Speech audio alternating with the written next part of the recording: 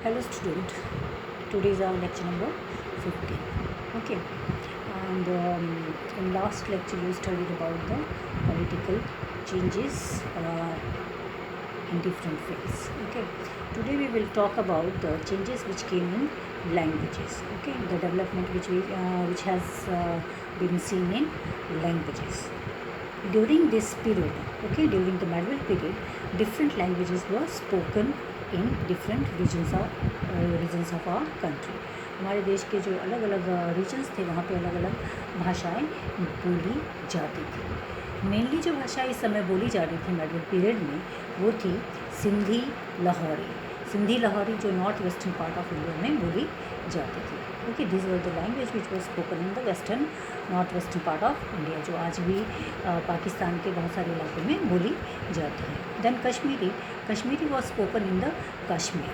Okay, Kashmir में ये भाषा बोली जाती थी. द्वार Samudri. Dwar Samudri was spoken in the south Karnataka. Then तेलंगानी. It was spoken in Andhra. Okay, Andhra, now it is Telangani is spoken in the Telangana. Okay, Telangana is a new state of our country. Gujri was spoken in Gujarat. Okay, Gujarat में ये भाषा बोली जाती थी. Gauri was spoken in Bengal. माबरी in Tamil Nadu. अवधी जो आज भी बोली जाती है हमारे ईस्टर्न उत्तर प्रदेश में, it was language of that period. Okay, mainly around the area which is located nearby the Lucknow. Hindvi was spoken area around the Delhi. Then Sanskrit. You know the Sanskrit you are also learning from class 5th this language. But you have studied in class 6th. This language was spoken in ancient time by the upper caste, mainly by the upper caste, and it was taught to the upper class. ये जो था वो ब्राह्मणों की main भाषा थी, जो ये ब्राह्मणों द्वारा बोली जाती थी. और संस्कृत में जो ज्ञान दिया जाता था, बच्चों की एजुकेशन दी जाती थी, वो भी जो रॉयल फैमिली से बिलोंग करते थे. ठीक है, बट आपने देखा होगा कि जो आपने पढ़ा होगा 6th क्लास में कि कैसे संस्कृत जो है आम जन की भाषा नहीं बन पाई, जिसके कारण पाली और प्राकृत भाषा में आपने क्या किया, उसकी जगह ली. फिर उसके बाद हम आते हैं उर्दू पर. ओके, उर्दू जो कि हिंदी और पर्शियन लैंग्वेज की मिक्सचर थी. ओके, ये it was the fusion of 2 language, Persian and Urdu. और स्टार्टिंग में ये भाषा जो थी वो गोलकुंडा और बीजापुर में पॉपुलर थी, पर धीरे धीरे जैसे मुग़लों का शासन आया तो ये हमारे नॉर्दर्न पार्ट ऑफ इंडिया में भी ये भाषा बोली जाने लगी. एरिया में भी ये भाषा बहुत पॉपुलर हो गई. आज भी ये उर्दू में आप देखते हैं बहुत सारे पेपर्स निकलते हैं, मैगजीन्स निकलती हैं, उर्दू कई चैनल्स चलाए जाते हैं. ओके, तो ये भी आज हमारे देश की क्या है, प्रमुख भाषाओं में से एक है. इसके बाद हम आ जाते हैं किस पर, old and new religion. Old and new religion में हम पढ़ेंगे कि पुराने और नए धर्म में क्या परिवर्तन आया. इस पीरियड में, मेडीवल पीरियड में हमारे धर्म में कौन कौन से बदलाव आए. ओके, पहले तो मैं बताऊंगी कि रिलीजन है क्या. Religion peoples belief in divine, यानी ईश्वर में जो आपका विश्वास है उसी को हम धर्म कहते हैं. ओके, तो यहाँ पर जो हमारा मध्यकालीन भारत था या मध्ययुगीन भारत था, उसमें धर्म में क्या परिवर्तन आया. ओके, क्या चेंजेस देखने को मिले. जो न्यू रिलीजन था that included worship of new deities. अब जो थे नए नए देवी देवताओं की पूजा होने लगी.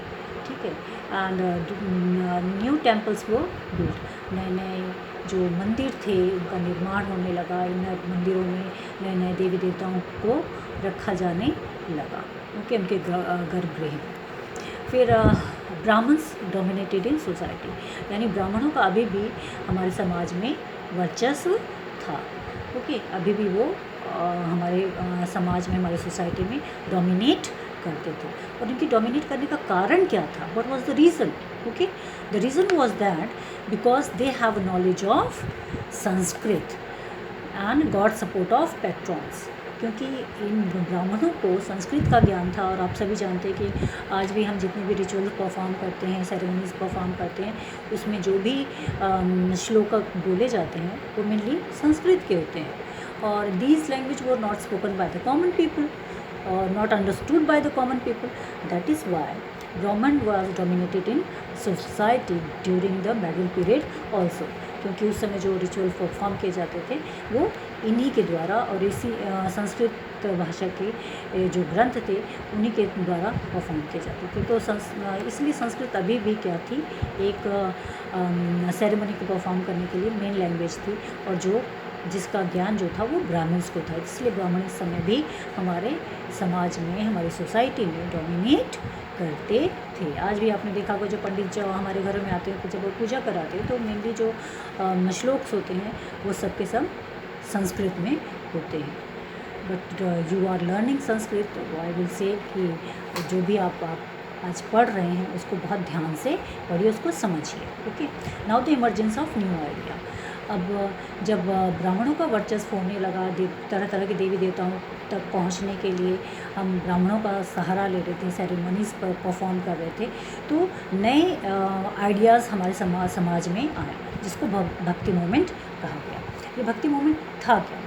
The method of worshipping and और offering prayer to god through simple acts of devotion, यानी ईश्वर की भक्ति एक सिंपल तरीके से करने का जो तरीका था, प्रैक्टिस थी, उसको हमने भक्ति मूवमेंट का नाम दिया। इसमें किसी भी प्रीस्ट का कोई ज़रूरत नहीं थी, because there was no need of priest to perform ritual. यहाँ पर जो सेरेमनीज़ थी या अलग अलग तरह के रिचुअल्स थे, उसको परफॉर्म करने के लिए हमें किसी भी ब्राह्मण्स की या प्रीस्ट की कोई ज़रूरत नहीं थी।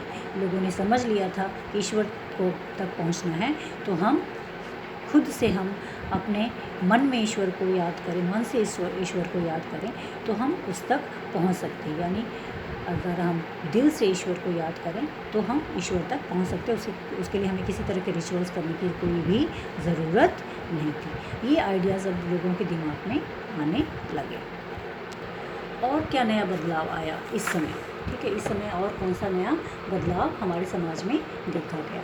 वो ये था मेडिवल पीरियड में कि the other major religious changes that occur during medieval period was entry of Islam in Indian subcontinent. हमारे देश में क्या हुआ, किसका एंट्री हुआ? इस्लाम का।